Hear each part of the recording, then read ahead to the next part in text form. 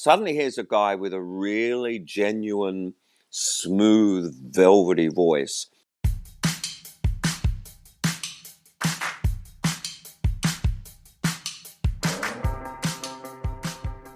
Hello, and welcome to a bonus episode of Live Through That. I'm your host, Mike Hipple, and today I'm bringing you a little bit more of my conversation with Steve Kilbey from The Church. This bit about his love for Frank Sinatra didn't quite fit in with the last episode, but I loved it anyway and I wanted to share. Stay tuned at the end for a little announcement, too.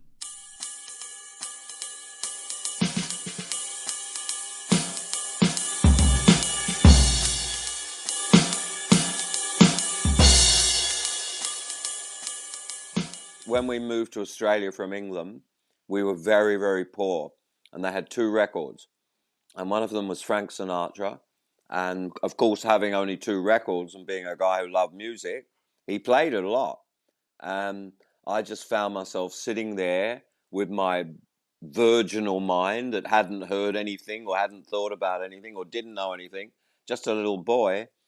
And suddenly I'm listening, luckily for me, to one of the greatest records ever fucking made, which is by one of the greatest singers, and this guy called Nelson Riddle, who was one of the greatest arrangers and orchestrators. And the songs were, someone had gone through and said, Frank, these are the songs we want you to sing. I guess it would have been the late 50s that record was made. And they've picked, or he's picked, or someone's picked the very, very best songs in the world at that time. These beautiful torch ballads, beautifully sung and emoted, incredible arrangements and sounds. And I just sat there and, I wouldn't have been sitting there saying to myself, wow, I love this, like I did when the Beatles came along 5 or 6 years later. But it influenced me on a deep level to hear these beautiful and very tricky and clever lyrics about love gone wrong, torch ballads, you know, the feeling of walking alone on your own, your girlfriend's left town, she's never come back, sitting in a bar at 3 a.m., you know, set 'em up, Joe, it's just you and me. You know, things that never happened to a 4-year-old boy living in Wollongong, Australia, who's just migrated from England. I understood, and the way he sang, you know, it was like, I don't know, you take your mind back to those days, there was a lot of guys over singing, over emoting. There was, oh, there's a lot of that sort of stuff. Or sort of silly voices, you know, like, I wonder why, who out the back of love, like cartoon stuff. Suddenly here's a guy with a really genuine, smooth, velvety voice singing these incredibly brilliant and poetic lyrics in a way, like in a conversational way, you know, not in a kind of, oh.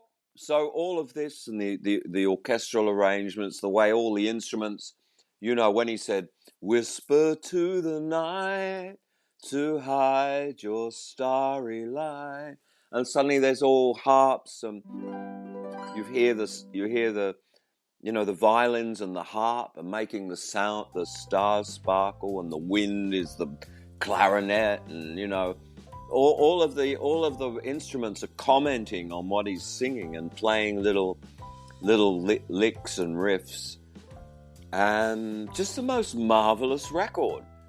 So lucky. I mean, I don't know what would have happened if it had been something else. If he hadn't had that record, I don't think I would.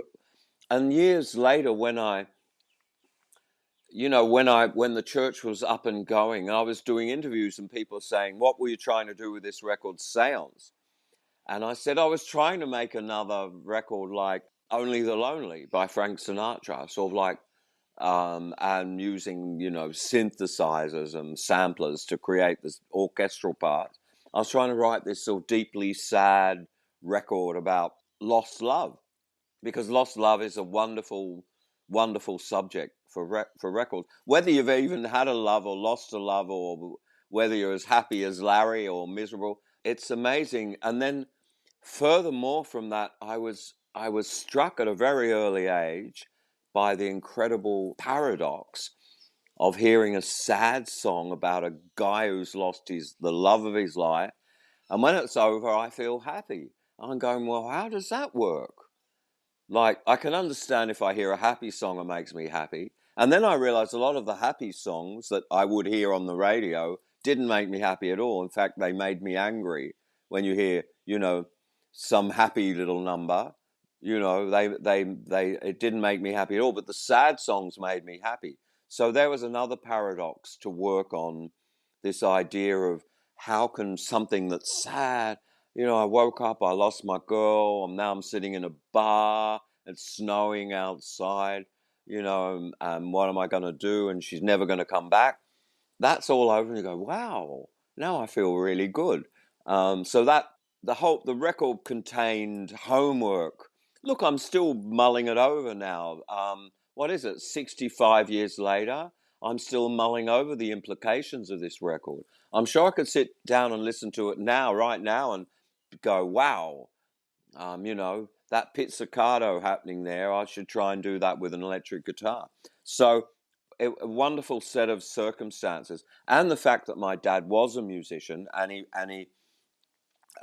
he was happy to lend me money to buy instruments. He didn't just give it to me, but he would go guarantor on a loan and go, you're going to buy it. He bought me my first bass guitar, and then from then on I was on my own, but he would help me get the money and then I'd pay him back.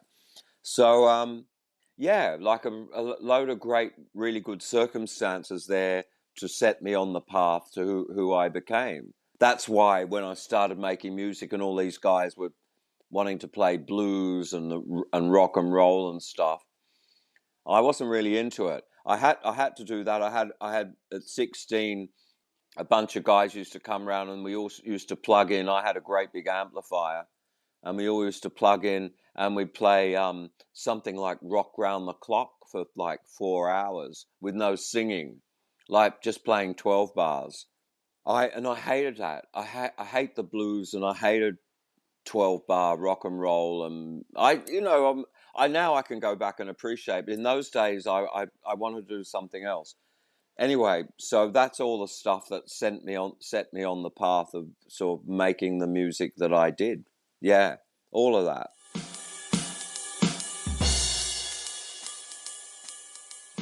And that's it for this episode. Again, Steve was so gracious with his time, and I want to thank him for that. Also, here's that announcement I mentioned at the top of the episode. I'll be a guest on an upcoming episode of a podcast called Dope Nostalgia. Naomi's had a lot of great guests on her show, and I'm pleased to be one of them. I wanted to share her trailer. Check it out where you listen to this podcast. The 1990s. My very favorite decade, especially for music. This is Dope Nostalgia, and I'm your host, Naomi Carmack. And every week, we revisit the era that brought us Hammer Pants, Crystal Pepsi, Pogs, Hypercolor, Pokemon, and some of the greatest songs of all time. On Dope Nostalgia, not only do I have episodes where I talk about the big artists of the 90s with friends, but sometimes those big artists come on the show. Past guests include Naughty by Nature, George Lamond, Alana Miles, Color Me Bad, Biff Naked, Ed the Sock, Shakespeare's Sister, Two Unlimited, The Funky Bunch, Technotronic, Rosala, Tara Kemp, Mr. Big, Honeymoon Suite, Right Said Fred, and so many more. You can always leave us a voicemail and tell us what you think, and we'll play it on the show.